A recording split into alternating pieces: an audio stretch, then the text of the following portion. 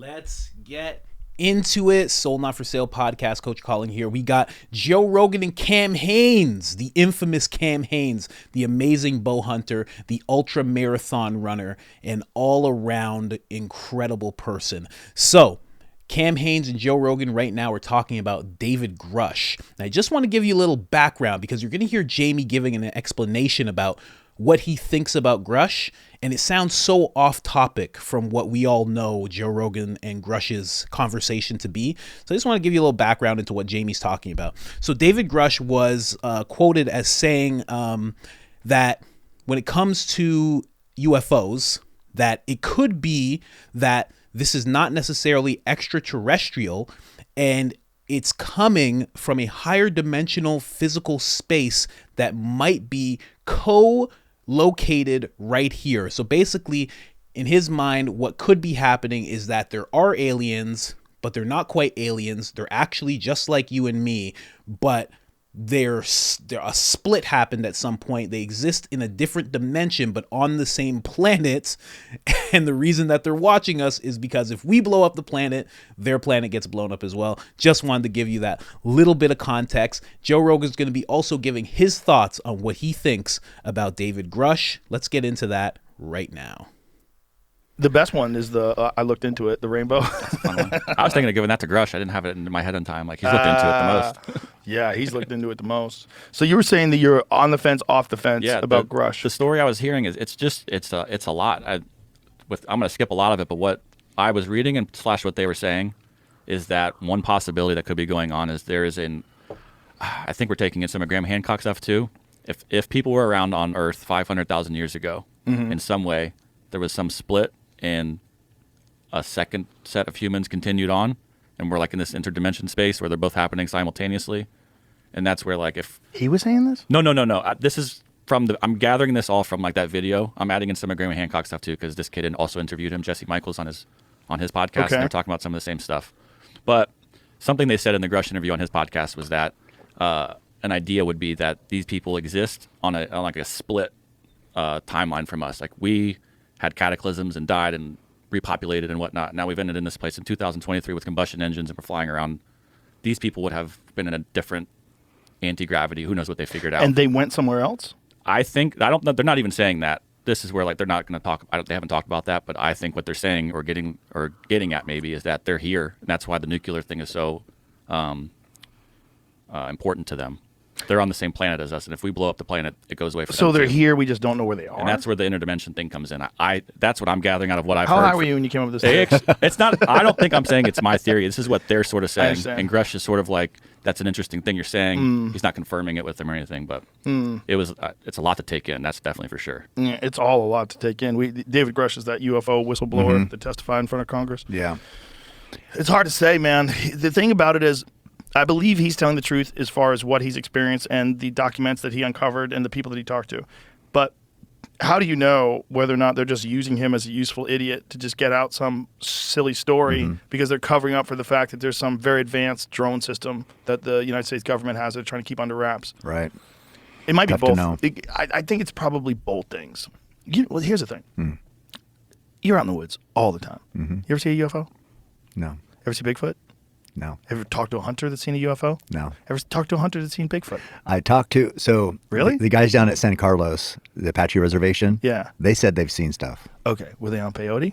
I don't know. Because I know a lot of those Indians like to get down. I don't think so. I mean, and it's been like multiple times. What kind of stuff? Like something square flying. Oh, interesting. Yeah. Because that is the thing that they describe, right? It's a square with a sphere inside of it, like a black. No, the opposite. Yeah. A sphere with a black square inside like of it. A force field or something. I was fucked up. Yeah. So that's, I don't know anybody other than that. That's the first story I've heard from somebody who I have talked to. Well, that kind of makes sense. Because that thing they do spot, that's a common one. Some flying square inside a sphere, like a translucent sphere. And that's like legitimate pilots have seen that. That's a weird one. Right. Because my theory, and this is totally unfounded without any research whatsoever. It's just those are the best kind. This is my favorite kind of theories. My theory is that they have this ability to make something move in this insane way with gravity, but they can't put a body in it and they can't put weapons in it. They can't. It's just an object that they can get to move at insane rates of speed. That's what I think. I think the military applications of this thing have yet to be figured out. But I think they do have something that can do things that we have no knowledge of. But the United States government is probably have in their possession something that was either back engineered from something from somewhere else, or something that they developed in a completely top secret environment with the top research scientists, probably during the wars, during World War II and Vietnam. That's impending. And in Iraq and Afghanistan. You think about the amount of money that gets funneled through the government. And that they don't, I mean, didn't the Pentagon just for the 6th year in a row fail their audit? Imagine if you failed your audit 6 years in a row. Boy, they'd crawl up your ass with a fucking microscope. Yeah. I think, is that what it was? Have they ever passed it? But yeah, that is correct. It just said failed 6th audit with number passing grade. So there's a lot of money flowing around is my point. Yeah. And who knows how much of that money is going to these secret programs that we don't know about. Yeah. Yeah, I know. And if they did that, and they did have the top scientists, and if I was the fucking president, and I was the chief of staff, and I was running the Pentagon, I would want the best scientists. So I'd recruit the best scientists, and I'd say, hey, you know, this is national security. We're working on this project. It uses gravity propulsion. Shut the fuck up. Yeah. Don't tell anybody, but you get to work on some cool shit. Yeah, and you get paid a lot of money. You get paid a lot of money, Yeah. and you get to be a part of one of the most insane discoveries in human history. So this is what we're working on. Yeah. I think that's likely too. But then you got to go back to like the Foo Fighters from the 1940s and the crash at Roswell, and that you also have to be open to the possibility that, like, look, there's a lot of planets out there. A lot of planets out there. It's very possible that we're not alone. Yeah, it seems like we would have found something by now. If you could go to another planet and bow hunt, That'd be sick. I wouldn't do it. No? Imagine if you be the first guy to eat a deer from another planet and you just fucking die instantly. That's a good way to go. No, it's not. It's a dumb yeah. way to go. The good No, way to it's- go is to send some fucking prisoners over there. Send some murderers. Send some like school shooters. Send them over there to eat a space deer. I guess you could, test them out. Yeah. To say either you kill this and eat it, or you die because there's no food. So good luck, and then see what happens. Exactly. Yeah, but some housekeeping real quick. Thank you for. So that's Joe Rogan's take on it. See, this is the thing. I wish he had said that to him. I wish he had just said, hey, how do you know you're not just some useful idiot being used by the government? Right? My wife mentioned that as well. Like, why didn't he call him out a little more? Because if you actually have this thought process of him possibly being some useful idiot, why not just say that in the interview? Maybe not say useful idiot, because that's a pretty aggressive term, I think, to be in front of someone saying. But how do you know you're not being used? Right? Because that could easily be the case. Easily be the case. Now, everybody already knows, man, this is probably the last time I'm going to bring him up unless there's more developments that happen outside of Joe Rogan's podcast. But I already think this guy is, I don't want to say the word grifter because people don't even know what that means. That's like something your grandfather would say, and you don't actually know what it means. You can look it up if you want, but they probably changed the meaning of the word in the dictionary because they do that a lot. But I would say that he probably, it sounds like he's making, I wouldn't say making things up. I think my wife said it best. He's taking a bunch of things that people already know about and he's sprinkling it on top and then kind of meshing it together. And then anything that he would know that would be unique to us that none of us have heard about, he says, oh, well, tight-lipped on that. Can't talk about that. Again, I wouldn't be surprised if Jeremy Corbell, whatever his name is, I wouldn't be surprised if he was coached by that guy because they talk the exact same way about this. Talking just like Tom DeLonge, talking exactly the same way. Everything is, I will say a bunch of stuff that sounds very tantalizing, and then I will say, I can't talk about it any further. Can't talk about it any further. Soon I'll be able to talk about it. But Joe Rogan coming out with the useful idiot term. I didn't expect that from Joe Rogan talking about this guy. And then on top of it, when it comes to, look, one of the clips that I put up here, one of the articles, I should say, this guy he was under psychiatric detention, which is very interesting. Very, very interesting. Now, it's not to say, like, I don't think he's crazy. That might just be something they're putting out there. But it is interesting to think, like, this guy was under some kind of psychiatric detention. Again, he did talk about having PTSD. That is a normal thing for people who have served to have, but I don't know. At the end of the day, I think this gentleman was on the outs. I don't think he's going to be in much longer myself, especially since he's doing this, whistleblowing without giving real information, calling people out without even saying what it is that they see or they know. It's a lot. I had people in the comment section say, oh, you got to really look into Grusch. And there's nothing from this gentleman's past that makes me go, oh, this guy's really legit. All it is that he's been a part of some things. He's not providing anything real. There's nothing that he says that you couldn't look up, that there's not a book on, that there's not full interviews of other people talking about. And every single thing that could be the thing that he says that everybody's like, whoa, he says he can't talk about.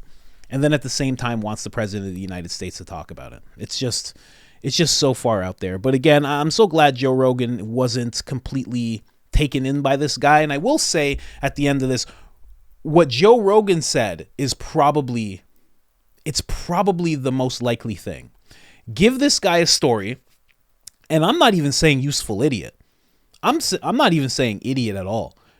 Probably, hey, Grusch, will you go on record and say this thing exists? Because a lot of people have spotted these crafts. Keep in mind, before Grusch came out with all this, Tucker Carlson was on the Full Send podcast, and he was talking about interviewing a bunch of people who were talking about crafts that are shooting out of the water, going into the water, and he actually mentioned the same thing, that they were square in nature. They were square, spheres, things like that, exactly what Joe Rogan just brought up. Tucker Carlson was talking about this months ago, months and months and months ago, and he was talking about how there's lawsuits and that somebody actually passed away because of having an encounter with this thing, some kind of radiation. So I think what's most likely is the government came to him and said, hey, you'll do whatever, right? You've taken the oath. You'll do whatever to serve your country, correct? And he was like, yeah, of course I will. Well, we have this different kind of mission for you. We need you to go on record and go in front of Congress and talk about all this and be the whistleblower, so people will be thrown off of the scent. Because I think Joe Rogan's right. I think that there's more than likely craft that the U.S. government has been working on for a long time. It's been spotted here or there. The reason that so many people who are in the Air Force report seeing them is because they're not told about them at all. They're not told about these programs. So when they see it, it's like, whoa, what is that? Because they're not privy to knowing that it's actually their own people flying these crafts. And I think they have to keep that deep under wraps, deep under wraps, as to not tip off Russia, China, any government looking to become a superpower that's probably working on the same type of technology. And they just chose him and said, hey, come out and say this stuff for us. We need somebody to say this. Because, again, I've brought this up before, okay? And he could be a useful idiot. It could just be like, hey, that guy will go and say this. If we prompt him to, if we put him on a little mission that he doesn't know that he's on, he'll actually say this. It could be that. But it could also just be, hey, we need a quick distraction. Can you help us? Why wouldn't he? Because if you look at it, he's still listening to the people that he's whistleblowing on. He's like, oh, they actually tell me that I can't talk about that. It's like, that's not a whistleblower. Edward Snowden was a whistleblower. He was like, you say I can't say this, I'm saying it anyway. Tucker Carlson, I always categorize him as a mainstream media whistleblower. He's like, nobody wants me to talk about this, I'm talking about it. That's what a whistleblower does. They expose things. He's not exposing anything.